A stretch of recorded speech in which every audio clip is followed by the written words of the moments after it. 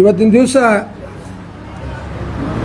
ನಮ್ಮ ಕಾಂಗ್ರೆಸ್ ಪಕ್ಷದ ಕಾರ್ಯಾಲಯದಲ್ಲಿ ಕರೆದಿರುವಂಥ ಈ ಪತ್ರಿಕಾಗೋಷ್ಠಿಗೆ ಆಗಮಿಸಿರುವಂಥ ಎಲ್ಲ ಮಾಧ್ಯಮದ ಮಿತ್ರರಿಗೆ ಈ ಕಾರ್ಯಕ್ರಮದ ಮೂಲಕ ಸ್ವಾಗತವನ್ನು ಕೋರಿ, ಅದರ ಜೊತೆಗೆ ವೇದಿಕೆ ಮೇಲೆ ಆಸೀನರಾದ ನಮ್ಮ ಪಕ್ಷದ ಎಲ್ಲ ಮುಖಂಡರಿಗೆ ಮತ್ತು ಮುಂಭಾಗದಲ್ಲಿ ಕುಳಿತಿರುವಂಥ ಪಕ್ಷದ ಎಲ್ಲ ಮುಖಂಡರಿಗೆ, ಕಾರ್ಯಕರ್ತರಿಗೆ ಈ ಕಾರ್ಯಕ್ರಮಕ್ಕೆ ಸ್ವಾಗತವನ್ನು ಕೋರಿ, ಇವತ್ತು ಈ ಪತ್ರಿಕಾಗೋಷ್ಠಿ ಕರೆದಿದ್ದ ಉದ್ದೇಶ ಏನಪ್ಪ ಅಂತಂದ್ರೆ, ನಾಳೆ 25/6/2026 ಸಾಯಂಕಾಲ 4 ಗಂಟೆಗೆ ಸನ್ಮಾನ್ಯ ನಮ್ಮ ಕರ್ನಾಟಕ ಘನ ಸರ್ಕಾರದ ಲೋಕೋಪಯೋಗಿ ಸಚಿವರಾದ ಸನ್ಮಾನ್ಯ ಸತೀಶ್ ಜಾರಕಿಹೊಳಿ ಅವರು, ಅದ್ರ ಜೊತೆಗೆ ನಮ್ಮ ಬಿಜಾಪುರ ಜಿಲ್ಲೆ ಉಸ್ತುವಾರಿ ಸಚಿವರಾದ ಸನ್ಮಾನ್ಯ MB ಪಾಟೀಲ್ರವರು, ಮಾಜಿ ಸಚಿವರು ಮತ್ತು ಬಸವನ ಬಾಗೇವಾಡಿಯ ಕ್ಷೇತ್ರದ ಶಾಸಕರಾದ ಸನ್ಮಾನ್ಯ ಶಿವಾನಂದ ಪಾಟೀಲ್ ಸಾಹೇಬರು, ಈ 3 ಜನ ಆಲ್ಮೇಲ್ ಪಟ್ಟಣಕ್ಕೆ ಆಗಮಿಸಿ 6 ಅಭಿವೃದ್ಧಿ ಕಾಮಗಾರಿಗಳು ಅಂದರೆ 5 ಅಭಿವೃದ್ಧಿ ಕಾಮಗಾರಿಗಳ ಭೂಮಿ ಪೂಜಾ ಸಮಾರಂಭ, 1 ಅಭಿವೃದ್ಧಿ ಕಾಮಗಾರಿಗಳ ಉದ್ಘಾಟನಾ ಸಮಾರಂಭದಲ್ಲಿ ಆ 3 ಜನ ನಾಯಕರು ಇವತ್ತು ಆಲ್ಮೇಲ್ ಪಟ್ಟಣಕ್ಕೆ 25ನೇ ತಾರೀಕರಂದು ಆಗಮಿಸಲಿದ್ದು, ಒಟ್ಟಾರೆಯಾಗಿ ಇವತ್ತು ನಾವು 6 ಕಾಮಗಾರಿಗಳ ಒಂದು ಸಮಾರಂಭವನ್ನು ಇವತ್ತು ಆಲ್ಮೇಲ್ ಪಟ್ಟಣದಲ್ಲಿ ನಾವು ಏರ್ಪಾಡು ಮಾಡಿದ್ದೀವಿ.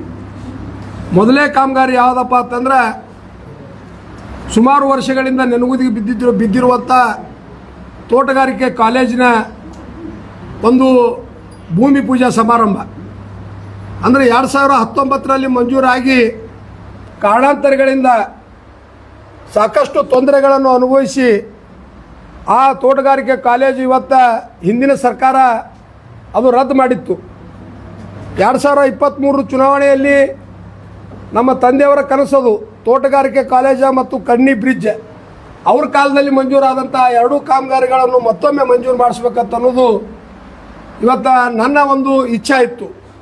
2023 ಚುನಾವಣೆಯಲ್ಲಿ ಸಿಂದಗಿ ಮತಕ್ಷೇತ್ರದ ಮಹಾಜನತೆ ನನಗೆ ಆಶೀರ್ವಾದ ಮಾಡಿ ಈ ಭಾಗದ ಶಾಸಕನಾಗಿ ಆಯ್ಕೆ ಆದ ಮೇಲೆ ನಮ್ಮ ಮಾಜಿ ಮುಖ್ಯಮಂತ್ರಿಗಳು, ನಮ್ಮ ನಾಯಕರಾದ ಸನ್ಮಾನ್ಯ ಸಿದ್ದರಾಮಯ್ಯನವರಿಗೆ ನಾನು ಈ 2 ಕಾಮಗಾರಿಗಳನ್ನು ಮಾಡಿಕೊಡ್ಬೇಕಂತೇಳಿ ನಾ ಶಾಸಕನಾಗಿ ಪ್ರಪ್ರಥಮವಾಗಿ ಪತ್ರ ಕೊಟ್ಟೆ.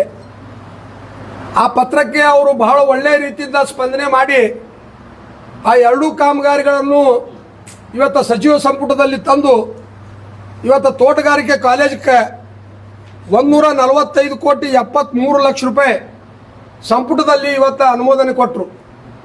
145,73,00,000 ರೂಪಾಯಿ ಸಂಪುಟದಲ್ಲಿ ಅನುಮೋದನೆ ಕೊಟ್ಟು 39,90,00,000 ರೂಪಾಯಿ ಪ್ರಥಮ ಹಂತದ ಕಾಮಗಾರಿಗೆ ಇವತ್ತು ಹಣ ಬಿಡುಗಡೆ ಮಾಡ್ಯಾರ. ಇವತ್ತು ಮುಖ್ಯ ಕಟ್ಟಡ ಮತ್ತು ಶಾಲಾ ಕೊಠಡಿಗಳು, ಲೈಬ್ರರಿ, ಆಟದ ಮೈದಾನ ಈ 39,90,00,000 ರೂಪಾಯಿದಲ್ಲಿ ಇವತ್ತು ನಿರ್ಮಾಣಗೊಳ್ತೈತಿ. 3 ಅಂತಸ್ತಿನ ಈ ಕಟ್ಟಡ ಇವತ್ತು ಒಂದೇ ಒಂದು ವರ್ಷದಲ್ಲಿ ಲೋಕಾರ್ಪಣೆಗೊಳಿಸಬೇಕಂತನ್ನುವ ನಿಟ್ಟಿನಲ್ಲಿ ನಾವು ನಾಳೆ ಸನ್ಮಾನ್ಯ ಸಚಿವರಿಂದ ಇದು ಭೂಮಿ ಪೂಜಾ ಸಮಾರಂಭವನ್ನು ನಾವು ನೆರವೇರಿಸ್ತಾ ಇದ್ದೀವಿ. ಅದ್ರ ಜೊತೆಗೆ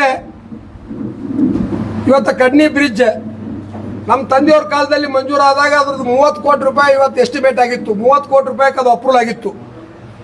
ನಾನು ಶಾಸಕನಾಗಿ ಆಯ್ಕೆಯಾಗಿ ಬಂದ ಮೇಲೆ ಮತ್ತೊಮ್ಮೆ ಎಸ್ಟಿಮೇಟ್ ಮಾಡಿಸಿ ಸರ್ಕಾರಕ್ಕೆ ನಾವು ಎಸ್ಟಿಮೇಟ್ ಮುಖಾಂತರ ನಮ್ಮ ಮನವಿಯನ್ನು ಸಲ್ಲಿಸಿದಾಗ ಸನ್ಮಾನ್ಯ ಮಾಜಿ ಮುಖ್ಯಮಂತ್ರಿಗಳಾದ ಸಿದ್ದರಾಮಯ್ಯ ಸಾಹೇಬರು ಅದಕ್ಕೂ ಸಹಿತ 44,50,00,000 ರೂಪಾಯಿ ಇವತ್ತು ಬಿಡುಗಡೆ ಮಾಡಿ ಇವತ್ತು ಟೆಂಡರ್ ಪ್ರಕ್ರಿಯೆಯನ್ನು ಮುಗಿಸಿ ಇವತ್ತು ಅದು ಸಹಿತ ಅದು ಏನು ಭೀಮಾ ತೀರದಲ್ಲಿರುವಂಥ ಆ ಕಡ್ನಿ ಬ್ರಿಡ್ಜ್ ವಿಶೇಷವಾಗಿ ಆಲ್ಮೇಲ್ ಭಾಗದ ಜನರಿಗೆ ಭಾಳ ಅವಶ್ಯಕತೆ ಐತಿ. ಯಾಕೆ ಅವಶ್ಯಕತೆ ಅಂತಂದ್ರೆ, ಸಮೀಪದ ಮಹಾರಾಷ್ಟ್ರಕ್ಕೆ ವ್ಯಾಪಾರ, ಉದ್ಯೋಗ, ಶಿಕ್ಷಣಕ್ಕೆ ಹೋಲಕ್ಕೆ ಭಾಳ ಅವಶ್ಯಕತೆ ಅದ. ಕಳೆದ 40-50 ವರ್ಷಗಳಿಂದ ಆ ಭಾಗದ ಜನರ ಒಂದು ಪ್ರಮುಖವಾದ ಬೇಡಿಕೆ ಆಗಿತ್ತದು. ಆ ಬೇಡಿಕೆಯನ್ನು ಇವತ್ತು ಚಾಲನೆ ನಮ್ಮ ತಂದೆಯವ್ರು ಕೊಟ್ಟರು, ಮಂಜೂರು ಮಾಡಿಸಿದ್ರು. ಕಾರಣಾಂತರಗಳಿಂದ ನೆಲಗುದಿಗೆ ಬಿತ್ತು. ಈಗ ನಮ್ಮ ಸರ್ಕಾರ ಅಧಿಕಾರಕ್ಕೆ ಬಂದ ಮೇಲೆ ಅದು ಮಂಜೂರಾಗಿ ಇವತ್ತು ಭೂಮಿ ಪೂಜಾ ಸಮಾರಂಭ ಭೀಮಾ ತೀರದ ದಂಡೆ ಮೇಲೆ ಅದು ಭೂಮಿ ಪೂಜಾ ಸಮಾರಂಭವನ್ನು ನಾವು ಸನ್ಮಾನ್ಯ ಸಚಿವರುಗಳಿಂದ ಇವತ್ತು ನಾವು ನೆರವೇರಿಸ್ತಾ ಇದ್ದೀವಿ. ಅದ್ರ ಜೊತೆಗೆ ಇವತ್ತು ಆಲ್ಮೇಲ್ ಟು ದೇವಣಗಾಂವ್ ರಸ್ತೆ ಇವತ್ತು ಬಡದಾವ್ ಪೆಟ್ರೋಲ್ ಪಂಪ್ನಿಂದ IB ವರೆಗೆ ಕಳೆದ ವರ್ಷ ಸನ್ಮಾನ್ಯ ಸತೀಶ್ ಜಾರಕಿಹೊಳಿ ಅವರು ಪ್ರತಿಯೊಬ್ಬ ಶಾಸಕರಿಗೆ 20-20 ಕೋಟಿ ರೂಪಾಯಿ SHDP ಅಂತನ್ನುವ ಒಂದು ಇಲಾಖೆಯಲ್ಲಿ 20 ಕೋಟಿ ರೂಪಾಯಿ ಅನುದಾನ ಕೊಟ್ಟಿದ್ದರು. ಇವತ್ತು ಆಲ್ಮೇಲ್ ಪಟ್ಟಣ ಇವತ್ತು 2019ರಲ್ಲಿ ತಾಲೂಕು ಅಂತೇಳಿ ಘೋಷಣೆ ಆಯಿತು. ಆದರೆ ಅಭಿವೃದ್ಧಿ ಕಾಮಗಾರಿಗಳು ಕುಂಠಿತಗೊಂಡಿದ್ದು.